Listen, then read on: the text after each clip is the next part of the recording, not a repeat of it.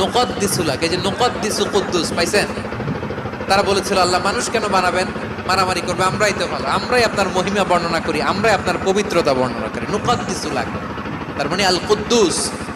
আবার আমার নবী যখন সিজদায় লুটিয়ে পড়তেন, আম্মা জানা এসে বলেন আমরা তো সিজদার মধ্যে সুবহান রাব্বিয়াল আলা বলেই শেষ, কিন্তু বিশ্বনবী তাহাজ্জুদের নামাজে, নফল নামাজে, সুন্নত নামাজে তিনবার সুবহান রাব্বিয়াল আলা তাসবিহ পড়ার পরে তিনি পড়তেন সুবহুন কুদ্দুসুন রাব্বুল মালাইকাতি ওয়ার রূহ। সুবহ কুদ্দুস রব্বুল মালাইকাতি ওয়ার রূহ।